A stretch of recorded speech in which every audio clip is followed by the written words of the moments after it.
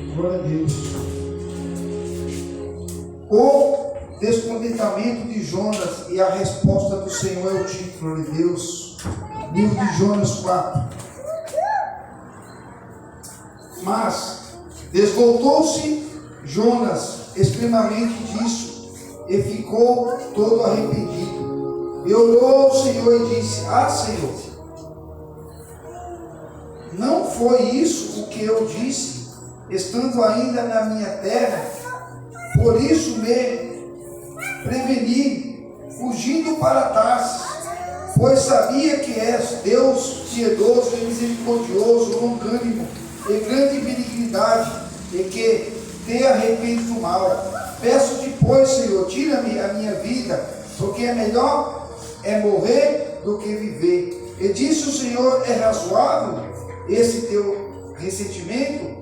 Então Jonas saiu da cidade e assentou-se ao oriente da cidade, e ali fez uma cabana e se assentou debaixo dela, à sombra, até ver o que aconteceria à cidade.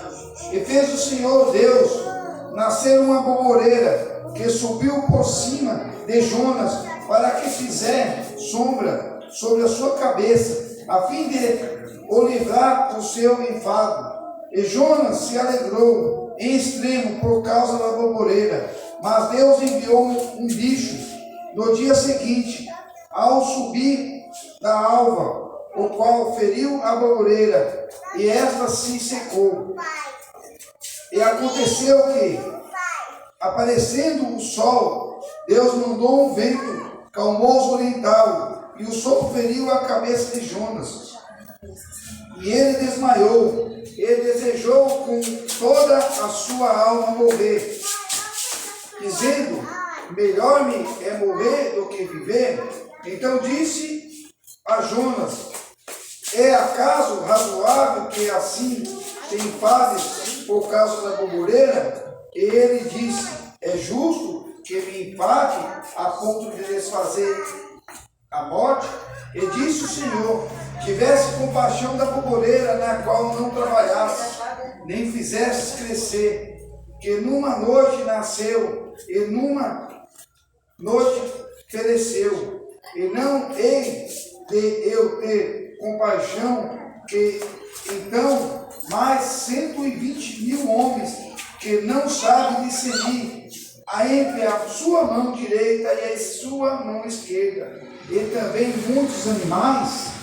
Glória a Deus. Pode se sentar.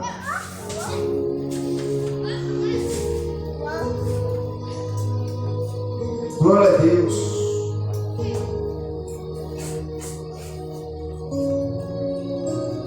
Jonas, um profeta do Senhor, mas um profeta de Deus que ele tinha um grande receio por aquele povo pecador de Nínive, um povo perverso, mau, um povo que perseguiu os profetas, um povo que sempre perseguiu o povo de Deus, um povo de Deus que não tinha, de Deus, temor a Deus, um povo que adorava vários e vários deuses, um povo que pegava as pessoas, arrancava e esfolava viva as pessoas, matava a pessoa de maneiras muito cruéis.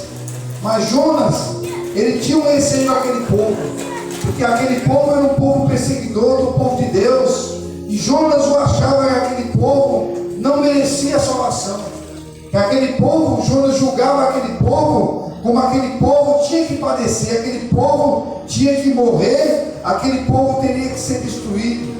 Isso é os conceitos de Jonas, um profeta de Deus corajoso, um profeta que tamanha coragem que ele teve, que ele entrou naquela cidade, aquela cidade onde tinha homens sanguinários, homens que se embaiavam de espada, homens que se embaiavam de lança, homens que andavam de Deus armados, homens cruéis, que era perseguidor do povo de Deus. Mas Jonas, ele entrou para aquela cidade que para ela atravessar, Jonas necessitava de 3 dias de caminhada para que ele viesse cruzar aquela cidade. Mas Jonas, como ele não desejava que aquele povo viesse salvar, ele entrou para aquela cidade, pregando a Deus para que aquele povo viesse a se arrepender, porque porque aquela cidade ia ser subvertida em 40 dias se aquele povo não se arrependesse. Num dia que Jonas entrou à cidade já se arrependeu. O rei declarou um jejum para que todo o povo, todos os animais viessem a Deus a entrar no propósito de arrependimento verdadeiro, que viesse a arrepender de seus maus caminhos, de toda a crueldade, de toda a idolatria, de todos os maus caminhos, para que aquele povo não viesse a perecer. Nenhuma alma daquela nação veio a não aceitar aquilo que vinha determinado por Jonas, porque Deus disse: fala aquilo que eu coloquei em tua boca. E Jonas disse que aquela cidade ia ser destruída em 40 dias se aquele povo não se arrependesse. Mas Jonas, Deus, quando ele veio àquela cidade, eu creio que aquele rei, aquele povo já conhecia Deus. Aquele povo não obedecia. Aquele povo era um povo rebelde, mas ele sabia que ai daquele que cair na mão do Deus vivo. Porque o rei Senaqueribe, ele foi, Deus, destruindo todos os soldados. 180.000 homens foram destruídos numa noite pelos anjos do Senhor. Porque o rei, ele tinha secado o povo de Israel, ele tinha secado toda aquela nação, ele já tinha destruído Judá, ele já tinha destruído toda a cidade circunvizinha, e ele, Deus, se levantou contra o Altíssimo, e numa noite 180.000 homens foram destruídos pelo anjo do Senhor. O rei já conhecia a história de Senaqueribe, e ele, Deus, e aquele povo já conhecia, mas aquele povo conhecia, mas Deus ainda não tinha ido ao encontro dele. Mas quando Deus veio ao encontro, eles verdadeiramente se arrependeram do seu mau caminho. Mas Jonas não quis aceitar. Jonas queria que aquele povo viesse a padecer. Nos dias de hoje é da mesma forma. Quantos cristãos, Deus, desejam o mal contra o mundo, achando que o mundo tem que ser destruído? Mas Deus, ele veio a dizer a mim e a você: ide, pregar o evangelho a toda criatura, aquele que crê será salvo, mas aquele que não crê já se encontra condenado. Essas são as palavras de Deus. As palavras que veio a Jonas no dia de hoje é da mesma forma. Que nós devemos pregar a salvação para que todo aquele que nele crê não pereça, mas tenha a vida eterna. Sem verdadeiramente vir ao julgamento, porque verdadeiramente nós muitas vezes somos perseguidos pelo mundo. Mas nós não temos que vir a condenar o mundo, que só tem um Deus, que só tem um juiz. E esse verdadeiramente é o juiz justo, o juiz verdadeiro. Porque Jonas sabia, porque se ele viesse a levar a palavra de Deus àquele povo ia se arrepender. Esse era o meio de Jonas, porque ele não queria que aquela nação viesse a encontrar a salvação. Ele queria que aquela nação que tinha suas mãos manchada de sangue, fosse destruída. No dia de hoje é da mesma forma. Muitos, Deus, que não são crentes, os cristãos olham para eles e não, Deus, dão devido o valor que tem em uma alma. Uma alma para Deus tem um grande valor, e muitos desprezam as almas dos coaches. Muitos dizem: aquele não é crente, eu não vou ajudar. Muitos dizem: aquele ali, ele não é crente, é um cachaceiro, eu não vou ajudar. Aquele é um mendigo, eu não vou ajudar. Aquele é um morador de rua, eu não vou ajudar. Se achando porque é cristão, já é melhor do que aquele. Mas todas as almas perante a Deus são iguais. A única diferença é aquele que se arrependeu e aquele que não se arrependeu. E verdadeiramente, o que se arrependeu no dia de juízo passará para a vida eterna, a Deus, para desfrutar das maravilhas do céu. Mas infelizmente aquele que não se arrepender passará a eternidade queimando no lago de fogo com Satanás e a terça parte dos anjos que caíram comigo. Essa é a única diferença que tem do salvo para aquele que não é salvo. Mas quem pode dar a salvação e quem pode também colocar o homem na segunda morte é só Deus. Não cabe ao homem, como Jonas veio julgar, mas Deus, ele veio, Deus, fazer um teste a Jonas. Deus fez crescer uma arvoreira, uma sombra sobre a cabeça de Jonas, porque Jonas estava ao longe, porque Jonas ainda tinha, Deus, um pensamento, ele ainda tinha, Deus, o desejo de ver aquela cidade destruída, e ele fez uma cabana e ficou ao longe, olhando, esperando que Deus viesse destruir aquele povo, mas não, aquele povo se arrependeu, e aquele povo, Deus, passou um dia que Jonas não era destruído a cidade. E Jonas começou a ficar agoniado vendo aquele povo. Para Deus, ver aquele povo, mas aquele povo não desistia. Aquele povo entrou no jejum. Não só homens, mas também animais. Todos caíram no propósito de jejum. E Jonas, Deus fez um dia a moreira crescer. E no outro dia ela secou. Aí Jonas ficou muito triste e desejou a morte a Deus. E Deus veio a Jonas e disse: glória a Deus.